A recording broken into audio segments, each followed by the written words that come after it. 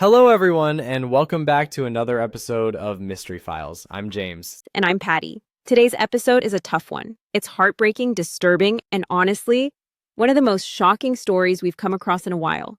Yeah, this one hit hard. We're talking about a 10-year-old boy in Georgia who was starved, isolated, and abused by his adoptive parents. Tyler and Krista Schindley, they homeschooled their 7 kids, but what was happening behind closed doors was anything but nurturing. And just to be clear, homeschooling isn't the issue here. Plenty of amazing parents homeschool successfully. The tragedy is how the lack of oversight became a cover for years of abuse. Let's start with how it all came to light. In May of 23, a young boy, 10 years old, was found wandering the streets in Griffin, Georgia. He weighed just 36 pounds. To give that context, that's the average weight of a 4-year-old. The boy was dangerously underweight, looking for food, and scared. When he was taken to the hospital, the medical team said he was in a near-death state. He told the officers something no child should have to say: "Please don't make me go back home." That one line says everything.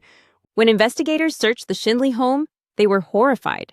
The boy had been locked in his bedroom, deprived of food, punished for taking even a slice of bread without permission. He'd been isolated from his siblings, denied medical care, and hadn't been seen by doctors or even in public for years. This wasn't just neglect, it was systematic torture. Prosecutors described the home as a place where the boy was intentionally hidden and deliberately starved. What's really unsettling is how normal the family appeared from the outside.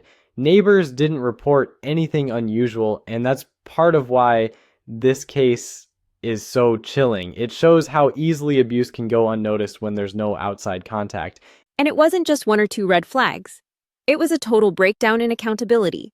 No school records, no medical visits, and a community unaware a child was being slowly starved in plain sight. And this isn't the only case where homeschooling was used as a shield. There's a broader conversation to be had about checks and balances in homeschooling systems across the U.S.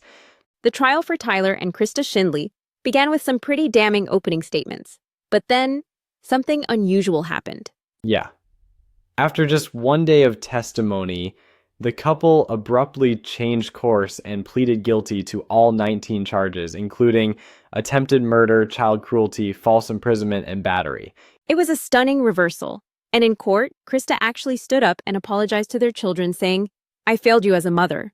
But for many, it felt hollow. The judge didn't mince words. He called their actions some of the worst he'd ever seen. And this is someone who has likely heard hundreds of abuse cases. Both Tyler and Krista were sentenced to 60 years in prison, with 30 to be served behind bars and the rest on probation. But no sentence can undo what that boy endured. The good news is that he's now in a safe home. Reports say he's gaining weight, thriving in school, and catching up physically and emotionally. That's the one silver lining in all of this. He survived, and hopefully his story will inspire policy changes and stronger safety nets for homeschooled children.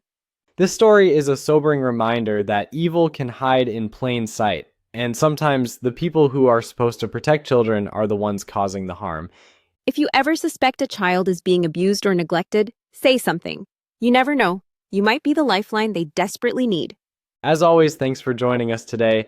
If you found this episode interesting, consider sharing it. These are the conversations that matter. Please don't forget to like, subscribe, and leave a comment.